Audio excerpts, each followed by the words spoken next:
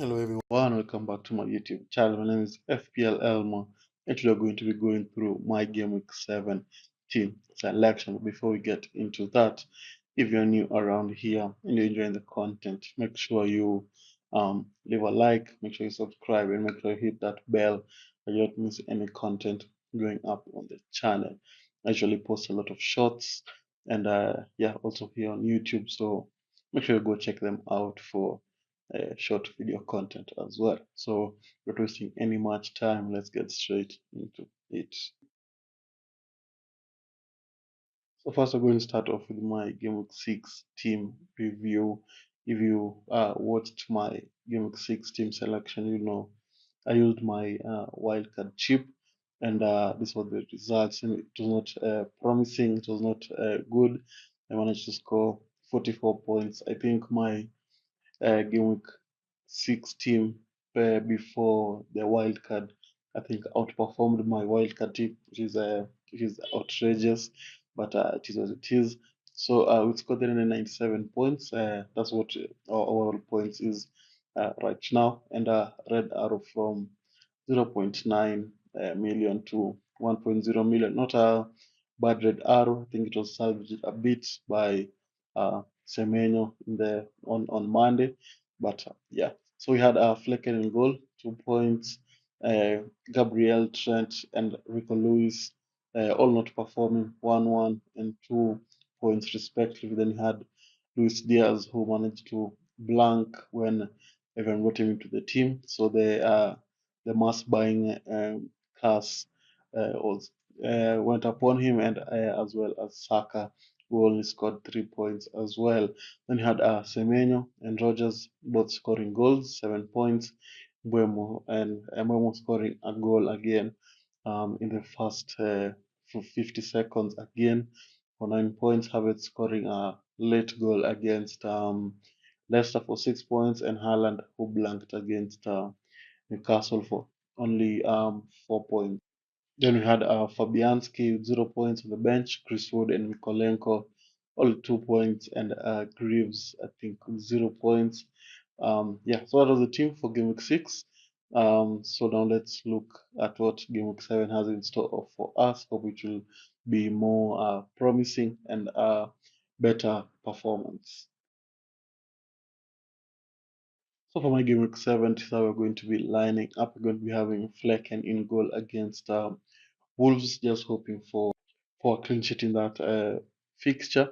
Will not look very good so in terms of the attacking potential, and now that the potential injury of Lemina in there might not have that what's it called um, that attacking or creative midfielder in there.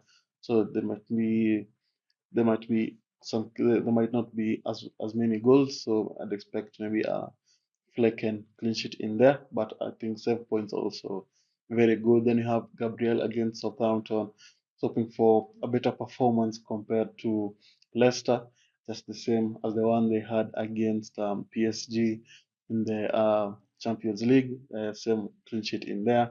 Then you have Rico Lewis against Fulham, who played 90 minutes in the Champions League. So there might be a case of some rotation risk involved with Rico Lewis at the moment, but I hope he's going to start against Fulham.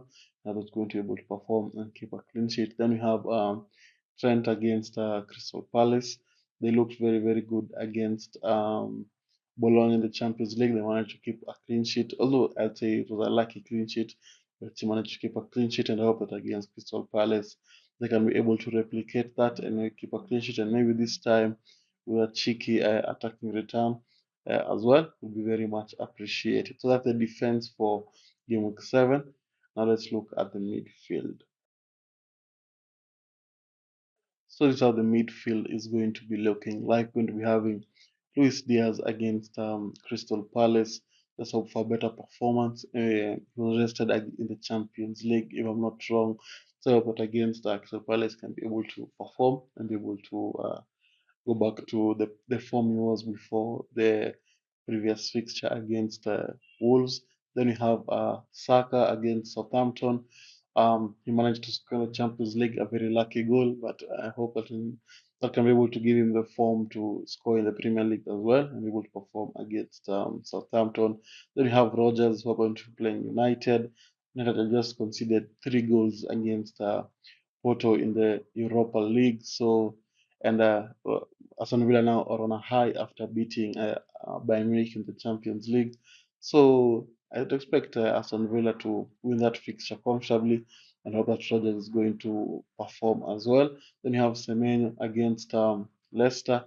Bournemouth have been looking very good attacking wise with their attacking power. Evan Nilsson, Semenyo, Clivert in there. They've been looking pretty solid.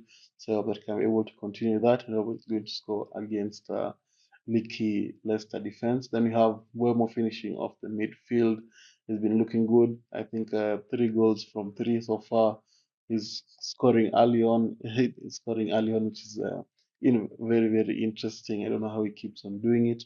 So up against Wolves, you can have more of the same. Maybe this time instead of one, maybe score a hat trick or something.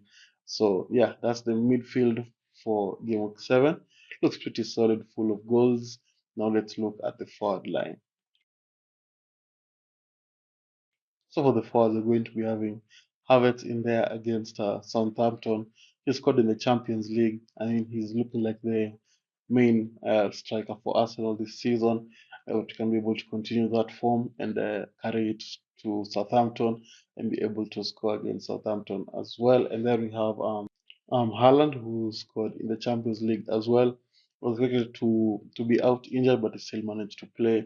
But against Fulham, can be able to play and can be able to perform. The captaincy is going to be on him because they say even doubt always go for Haaland, and they're going to be at home. And I think Fulham will not look bad defensively, but I think when you're playing Man City at the Etihad, it's always a chance that you might concede to a Haaland goal. So that's the starting 11. Then the bench, we have Fabianski against Ipswich, is always going to be a bench player. Then you have Chris Wood against Chelsea. I think Chelsea look pretty good defensively and offensively. So that's why I'm going to be benching Chris Wood. Then you have Mikolenko. Everton just look awful. I just went for him because of his price. Then you have Greaves against West Ham, of course, just there for as a budget option. So that's the team for Game Week 7. Looks pretty solid. Hope that can be able to perform better than the Game Week 6 team. I don't think it can perform any worse, but we all know FPL is a humbler and you never know what to expect.